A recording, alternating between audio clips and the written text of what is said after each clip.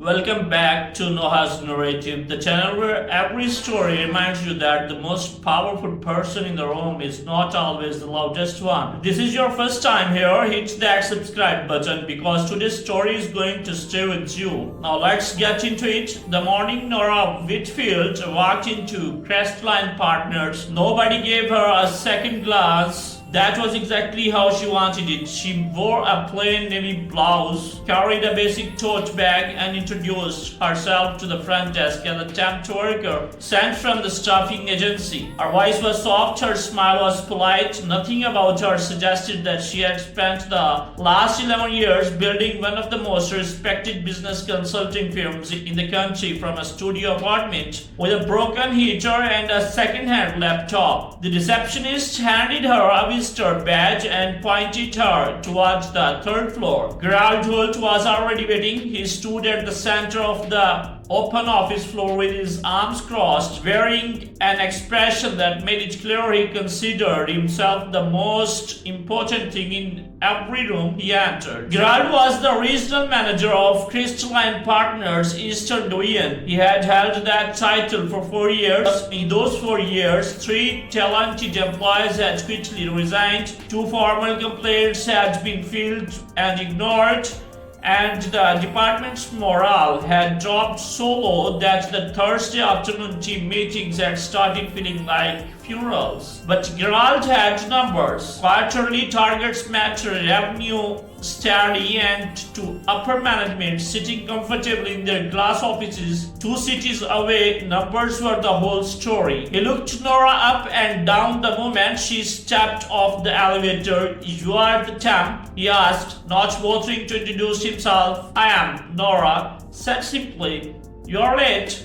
Nora glanced at the clock on the wall behind him. It read 8:58. Her shift started at 9. She said nothing. Gerald clicked his tongue. "I need the supply closest on this floor reorganized, the filing cabinet in the conference room B sorted by the date, and the coffee station restocked before 10. Think you can handle that without making a disaster of it?" "Of course," she said. She walked away before she finished her sentence. Nora set her bag down at the small desk she had been aligned near the copy room, opened a plain notebook and wrote the date at the top of the first page. Then she wrote Gerard's name underneath it. She had done this before twice, in fact, once at the logistics company in the Houston and once at a retail chain in Philadelphia. Both times the complaints she had received from employees had turned out to be far worse in person than they had appeared on paper. Both times she had seen enough within 48 hours to make a decision. She was prepared for it to be the same here, but she had not prepared for was Priya. Priya Kapoor was 26 years old, had a degree in business communications, and had joined Crestline Partners 18 months ago with genuine excitement. She had told her mother on the phone during her first week that the job felt like the beginning of something real. By the time Nora arrived, Priya flinched every time Gerald raised his voice, which was often. Nora first saw it happen just before 10 that morning. Priya had submitted a client report and Gerald had called her to his desk in full view of the entire office. He dropped the printed report on the floor in front of her. "Pick it up," he said flatly. Priya bent down and picked it up. "This formatting is embarrassing," he said, flipping through it without looking at her. "Did you even proofread this? The section headers are inconsistent. The data table on the page 4 is misaligned. Did you think I will not notice? Can I fix it?" Priya said quickly. "You should have fixed it before you wasted my time with it the first time. This is the kind of careless work that tells me someone doesn't actually want to be here." Priya's jaw tightened. "I worked on that report until midnight." "Thank you, worked slowly." Priya's jaw tightened.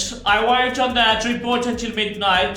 Then you worked slowly," Gerald said and turned back to his computer as if she had already disappeared. The office stayed silent. The office stayed silent. A few people stared at their screens. Nobody said a word. Nora, standing near the filing cabinet with a stack of folders in her hands, watched all of it. She kept her face neutral. She turned back to the cabinet, opened the notebook in her mind, and added 3 more lines under Gerard's name. She had seen enough for day one, but she would stay longer. She always stayed long enough to be certain, because the moment she revealed who she was, there would be no going back, and Nora Whitfield never made a move until she was absolutely sure. She closed the filing cabinet, picked up the next stack of folders, and got back to the work. The clock on the wall ticked toward noon, and Gerald Holt had no idea that the most important meeting of his career had already begun. Like what you are reading so far, drop a comment below and tell us where you are watching from. And stay right here. Part 2 is where everything starts to crack open. The cracks began to show 3 days into her time at Crestline Partners. Nora had filled 7 pages of her notebook, not with dramatic scenes or shouted arguments. Gerard was smarter than that. He knew how to wound people quickly, a sign at the wrong moment, a dismissive wave of the hand, a command delivered just loud enough for the surrounding desk to hear, but soft enough to give him geniality if anyone pushed back. I'm not attacking her, I'm giving feedback. There is a difference. He had actually said that on day 2, after reducing Priya to near tears over a scheduling error that Nora later confirmed had been caused by a calendar system glitch. A glitch that Gerard himself had been informed about 2 weeks earlier and had done nothing to fix. Nora wrote it all down. She had also started talking to people, not in obvious ways. She never sat down and asked pointed questions. She refilled coffee cups and mentioned that the coffee seemed busy. She had doors open and smiled at people who looked exhausted. She asked the kind of small, harmless questions that made people feel seen rather than studied.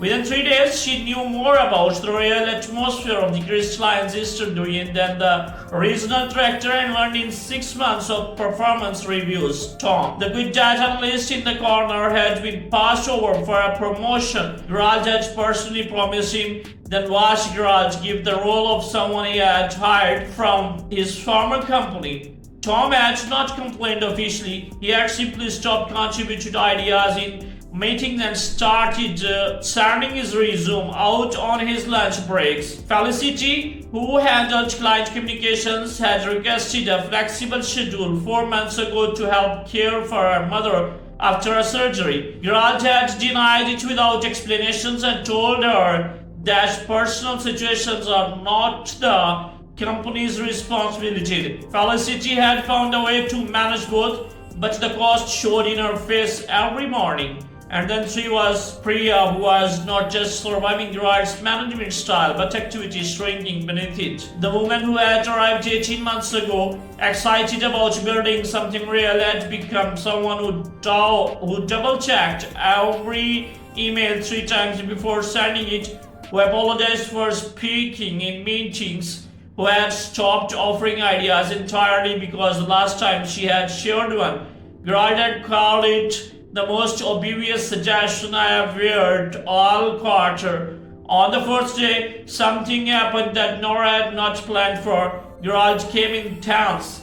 His shoulders were pulled up near his ears, and his voice had a sharper edge than usual. From the moment he stepped off the elevator, nobody knew that what had set him off. Perhaps a difficult call, perhaps a bad morning, but everyone felt it immediately. The office temperature dropped the way it always did when Gerard's mood shifted.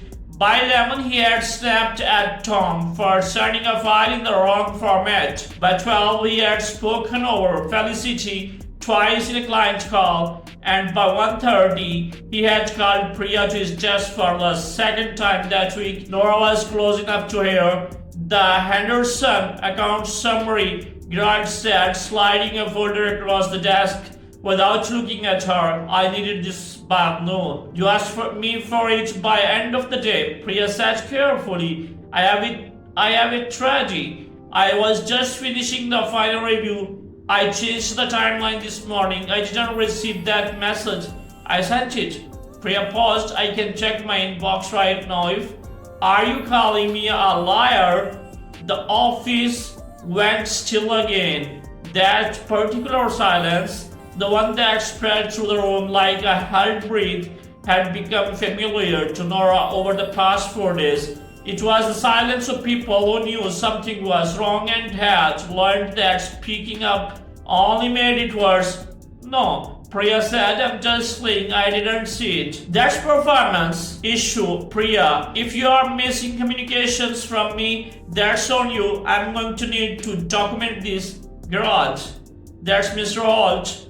Something shifted in Nora's chest, not anger exactly. She was too practiced for that. More like a good solidifying, the kind that came right before a decision clicked into place. She stood up from her desk, walked calmly to the printer 3 feet from Greyland Station, and while collecting a meaningless stack of blank pages she had sent there on purpose 20 minutes earlier, she spoke. Sorry to interrupt, she said pleasantly. Priya, I actually saw the message you are talking about.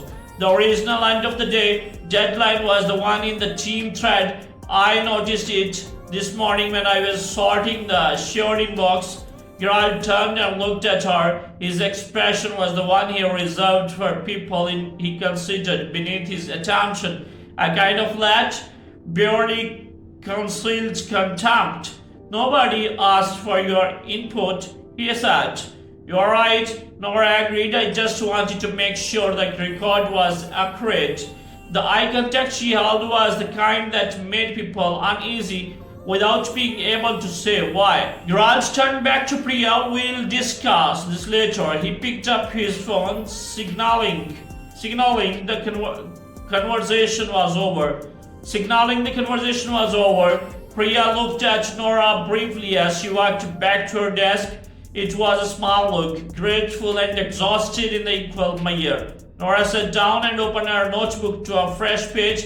She wrote one line at the top, tomorrow. Then she underlined it once and closed the book. This story is far from over. Stay with Noah's narrative because part 3 is where the truth walks into the room and changes absolutely everything. The truth that silenced the room. The morning of the day 5 began like every other morning at Crestline Partners.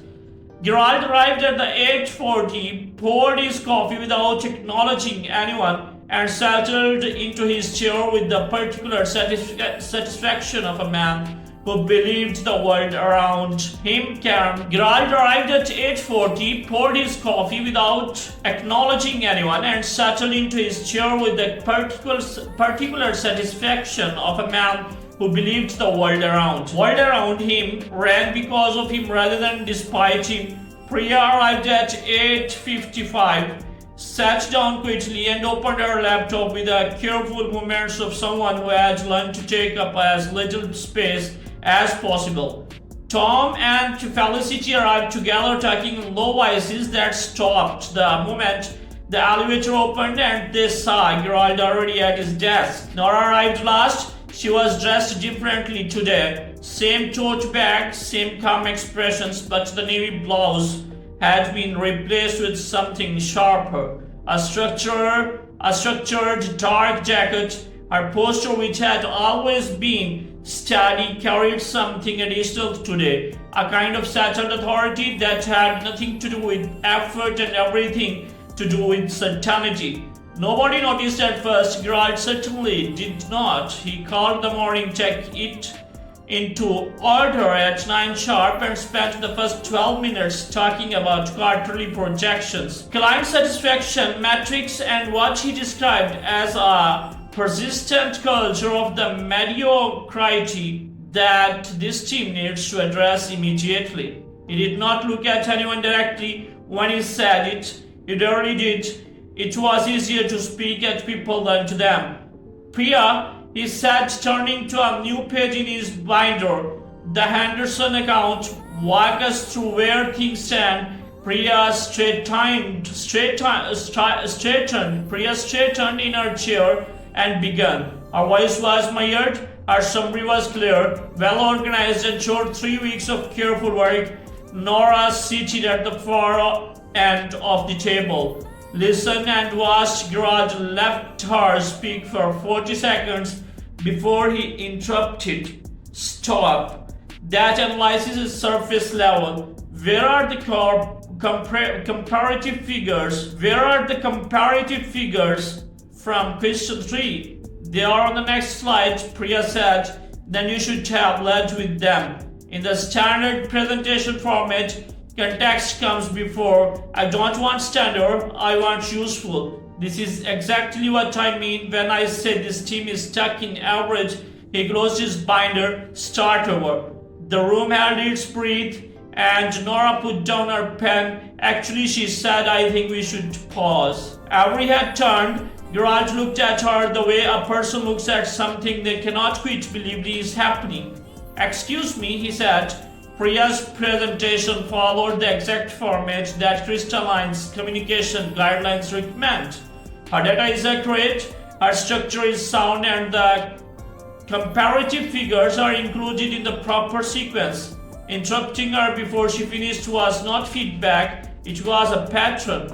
Geralt's expression shifted from surprise to something harder. I don't know what you think gives you the authority. My name is Nora Whitfield, she said, and her voice did not rise a single degree. I'm the CEO of the Whitfield Consulting Group, which acquired a majority stake in Crestline Partners' parent company 8 weeks ago. The acquisition was finalized quickly to allow for an accurate internal assessment.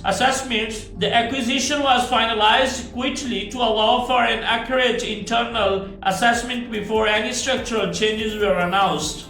The silence that followed was total. Gerard's mouth opened, then closed. He set his palm down on the table very carefully, as if handling it normally might shatter something. That you can't. You are a temp worker, he said. I was placed here through a staffing agency connected to our HR division. Nora said simply, I do this with every company that comes under our group. I find that 4 days of being invisible tells me more about a leadership team than 4 months of formal reports. Felicity pressed her hand to her mouth. Tom sat completely still.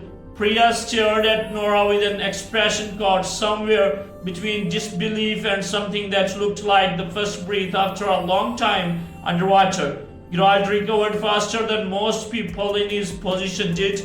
Look, whatever you think you have seen, I run a high-performance division. Numbers don't lie. I deliver results. You do deliver numbers. Nora agreed, and I have read every one of them. I have also read the 3 resignation letters submitted in the past 18 months, the 2 HR complaints filed and not properly investigated, and the exit interviews that describe a work environment defined by fear rather than performance.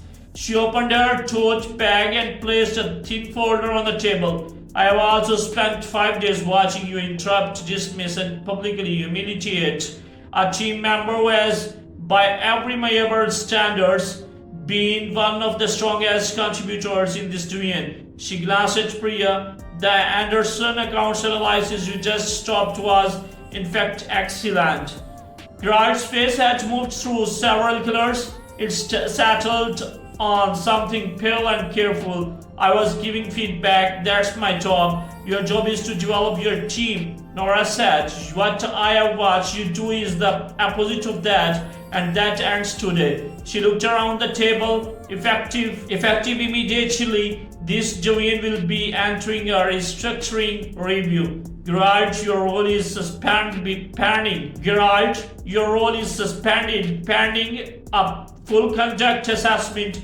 You will be contacted by our HR director by end of the business today. She paused. The company will provide access to professional support throughout the process. The door is not closed, but this behavior cannot continue. Gerard stood up, his chair scrapped back loudly.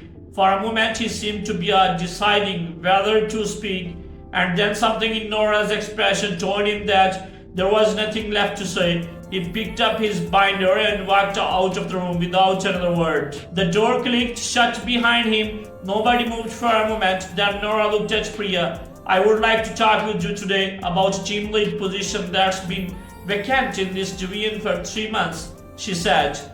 Based on what I have seen this week, I believe you are exactly the right person for it. If you are interested. Priya blinked. Yes, I am. Good. Nora smiled for the first time all week, and it was genuine and warm and nothing at all like this quiet, careful expression she had worn as a temp worker from the staffing agency. And for the record, your presentation this morning was excellent. Lead with confidence. From now on, you have earned it.